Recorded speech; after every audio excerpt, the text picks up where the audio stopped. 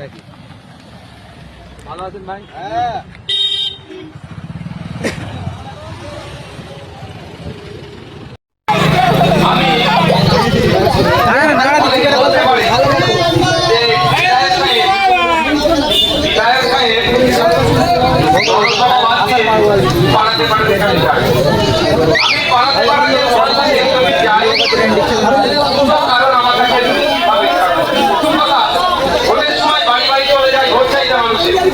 আর vote মিটে গেলে অফিসে আসো কথা হবে, এটা আমি বন্ধ করতে চাই। আমি আগামী দিনে চাই আপনারা যদি সাথ দেন, দুয়ারে সরকার ছিল, পাড়ায় এখন সরকার দেবে, একটু আপনারা শক্ত হাতে দাঁড়ান, কারো কথাই কর্ণপাত না করে ভরসা আমাদেরকে করুন। অফিসারকে আপনাদের বাড়ির সামনে দাঁড় করিয়ে দেবো,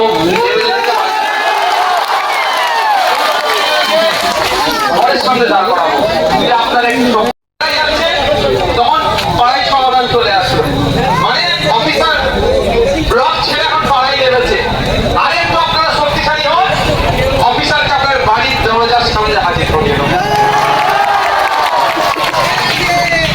আমি এই জন্য আপনাদের কাছে আসি, আপনাদের চাওয়া পাওয়া থাকতে পারে নির্বাচিত জনপ্রতিনিধির কাছে। আমি যদি শুধু বলি, আমি যদি আপনাদের বলি আমার অফিসে আসতে দেখা হবে মাদ্রাই অফিসে, দুটো শ্রেণীর মানুষ একসাথে যেতে পারবে না, একসাথে মহিলারা সম্পর্ক বেশি যেতে পারবে না, আর বয়স্ক লোকেরা। তাহলে আমি ওই জন্যই বিভিন্ন সময় বিভিন্ন বুথে গিয়ে কথা বলি আপনাদের সাথে, আপনাদের সমস্যার কথা শুনি, সমাধান করার চেষ্টা করি। আর জনসভা সে বললে আপনারা যে ভিড় করে দেবেন, কিন্তু জনসভা করলে আপনাদের সবার কথা হয়তো আমি সেভাবে শুনতে পারবো না। সেই জন্য আমি আপনাদের কাছে চলে আসি, যেখানে বুঝে আসি 400 মানুষ 500 মানুষ থাকে, তাদের সমস্যাগুলো শোনার চেষ্টা করি এবং সমাধান কিভাবে হবে সেটা তৎক্ষণিক চেষ্টা করি, অন্যটা কিভাবে সমাধান করা যায় সেই রাস্তা পরিবার। এতে অনেক অসুবিধা হচ্ছে, যার জ্বালানো দেখার দরকার নেই। ভোটের সময় তুমি কাকা, মামা, মাসি, পিসি, ঠাকুমা, দাদি বলে ভোটটা নেবে, আর ভোট মিটে গেলে অফিসে যাবে, তারপরে তোমার কাজ হবে। ভাঙার জন্যই বুঝে বুঝে চলে আসি, মানুষের দ্বারে দ্বারে আমি পৌঁছে যাই। যে অমিত শাহ, মোদীজি কেন চারও বাবার ক্ষমতা নেই কোনো একজন ভারতীয়কে দেশ থেকে তাড়াবে। আপনি বলুন 2021 সালে ভরসা করে ভোট দিয়েছিলেন, বাংলার একটাও মানুষকে এনআরসি বা সিএ করে চালানোর ক্ষমতা হয়েছে কারো? কেন হয়নি? আপনাদের জন্য সুপ্রিম কোর্টে মামলা আমি করে রেখেছি, ওই জন্য কিছু করতে পারে। ওপারে নটোরিয়াস ক্রিমিনাল কিছু কোনো মামলা করে মামলা আমি করেছি। তো আজকের দিনে দাঁড়িয়ে বলছি, আগামী দিনে আপনাদেরকে অনেক বিভিন্ন ভাবে বিভ্রান্ত করার চেষ্টা করবে। 2021 সালে বিভ্রান্ত করেছিল কি বলে? আস্তে আস্তে আস্তে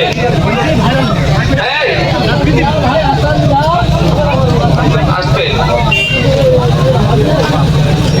এই তোমরা কথা বলবে না, এখানে আমাদের প্রশাসনের লোকের আছে, কথা বলবে না। হ্যাঁ, তোমরা একদম কথা বলবে না, আমার বক্তব্য ব্রেক হয়ে যাবে।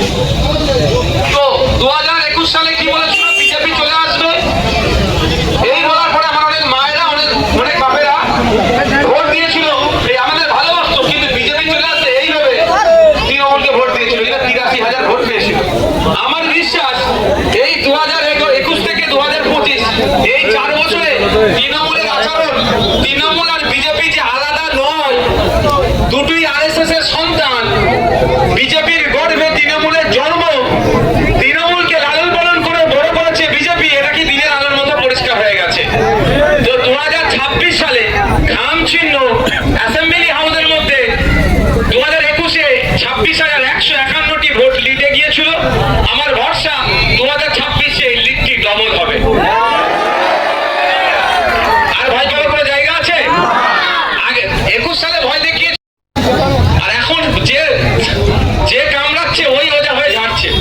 বলছে বিজেপি চলে আসবে, বিজেপির নেতা তৃণমূল, কোথা থেকে? বিজেপির নেতা শুভেন্দু অধিকারী, কোথাকার প্রোডাক্ট? তৃণমূলের, তাই তো নাকি? বিজেপির নেতা সৌমিত্র খাঁ, কোথাকার প্রোডাক্ট? তৃণমূলের। এরকম সারা রাত চলে যাবে বললে, এত তৃণমূল থেকে পাঠিয়েছে।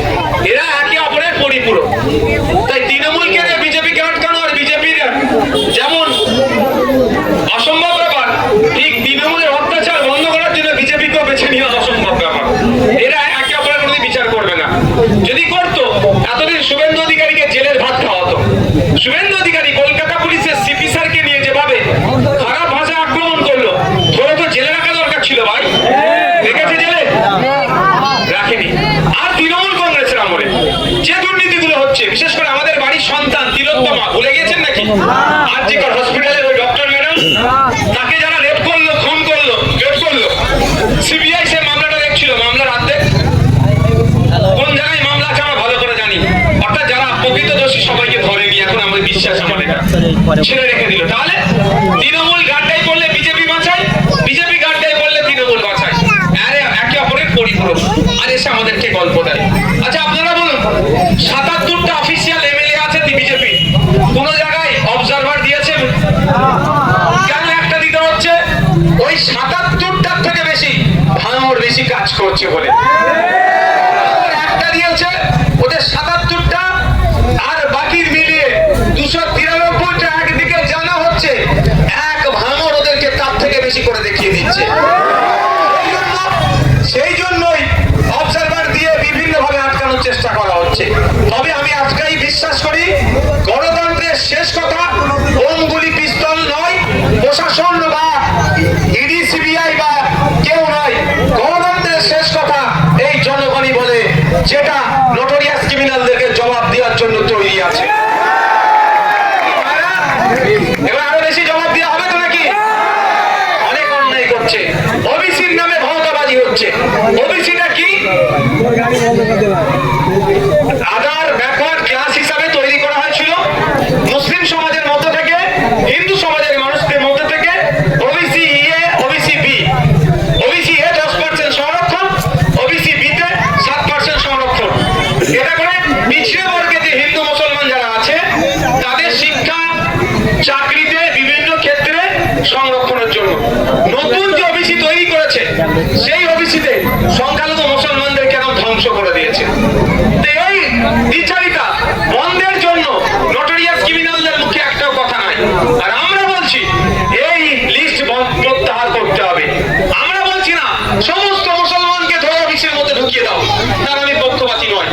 আমাদের বক্তব্য হচ্ছে, আমরা যেটা বলছি যে West Bengal commission for backward classes act যে আইন আছে, সম্ভবত 1993 সালে বা 1991 এর আইন, সেই আইন অনুযায়ী নর্মস কন্ডিশন মেনে প্রপার সার্ভে করে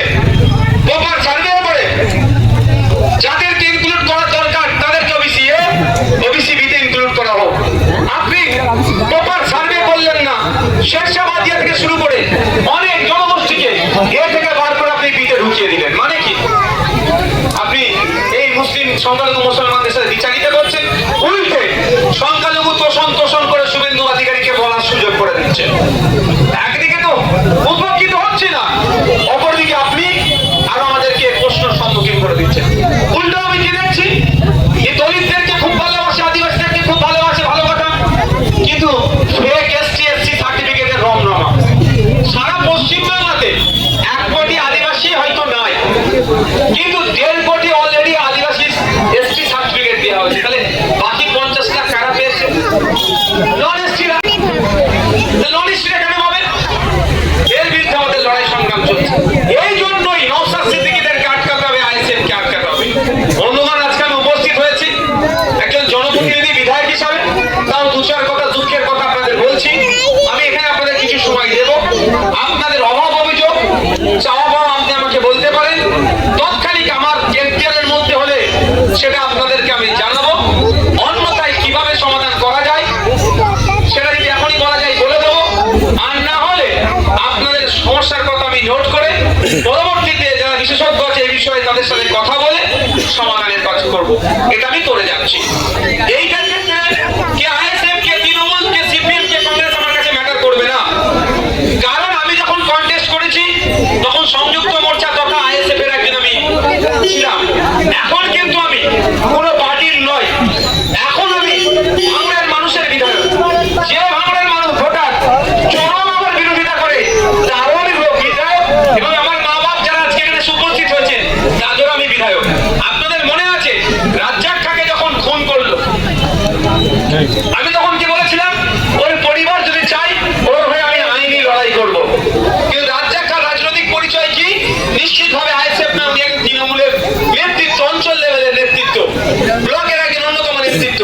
তারপরও আমি কি বলেছিলাম? আমি বিধায়ক হিসাবে রাজ্জাক খার পরিবার যদি চাই আমি আইনি লড়াই করবো। আর আজকেও বলছি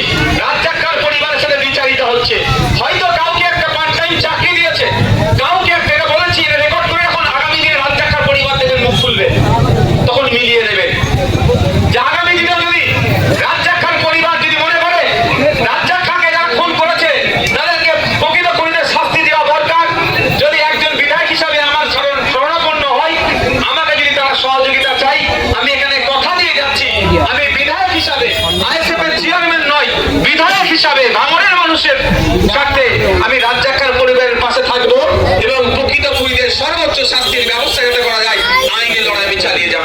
এটা হচ্ছে একজন জনপ্রতিনিধির কাজ।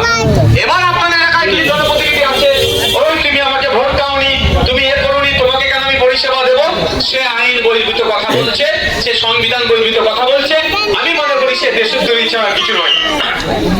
কারণ যখন কন্টেস্ট করা হয় তখন নির্দিষ্ট দলে যেই নির্বাচিত হয়ে যায়, যদিও তো পঞ্চায়েত নির্বাচনে কি করেছেন ওনারা আমরা ভালো করে জানি, তবে এরা একটা শেষ আছে। ভাববে না জানিস আমার সাম্রাজ্য চিরস্থায়ী ক্ষণস্থায়ী, আগামী দিন পাশা উল্টাবে। তারপরেও বলছি এটা সার্টিফিকেট আছে ওনাদের হাতে। তো আমরা ওরা করা একজন জনপ্রতিনিধির কাম্য নয়। একজন জনপ্রতিনিধি কাজ করতে পারে না। জনপ্রতিনিধির কাজ হচ্ছে মানুষের পাশে থাকা, সে যে কোনো দলের হতে পারে, সুখ দুঃখে তার পাশে থাকা, সঠিক পরামর্শ দেওয়া। আপনাদের বলবো আপনারা চোখ কান খুলে চলবেন। তাকে কান নিয়ে চলে গেছে বলে তাকে দিকে তাকাবার প্রয়োজন নাই। নিজেরা কানে হাত দিয়ে দেখুন যে কান নিয়ে আছে না নাই, সত্যি পালিয়েছে। সময় এসেছে রুখে দাঁড়াবার। একটা আমরা কঠিন সময়ের মধ্যে দিয়ে চলছি। একদিকে বিজেপি সাম্প্রদায়িকতা ছড়াচ্ছে, হিন্দু মুসলমানের মধ্যে বিভেদ তৈরি করার কথা বলছেন, আর অপরদিকে তৃণমূল দুর্নীতি করছে। এই দুই শক্তি মিলে আমাদেরকে পিছিয়ে মারার চেষ্টা করছে। আপনি যখন ভালো কিছু চিন্তা করতে যাচ্ছেন, আপনি মুসলমান, আপনাকে বিজেপির ভয় দেখানো হচ্ছে। আপনি হিন্দু, আপনাকে হিন্দু হিন্দু ভাই ভাইয়ের গল্প শোনানো হচ্ছে। কিন্তু প্রকৃত অর্থে দেখুন আজকে 25,000 প্রাইমারি স্কুল বন্ধ হয়ে গেছে সারা রাজ্যে। ওখানে হিন্দু ছেলেও পড়ে, মুসলমানের ছেলেও পড়ে, দলিতের ছেলেও পড়ে, আদিবাসী ছেলেও পড়ে, আর কারা পড়ে? গরিব ছেলে মেয়েরা সরকারি প্রাইমারি স্কুলে পড়ে। তাদের কথা বলুন, 25,000 স্কুল বন্ধ হয়েছে। ক্ষতি কারা হচ্ছে? গ্রামের মানুষজন ক্ষতিগ্রস্ত হচ্ছে।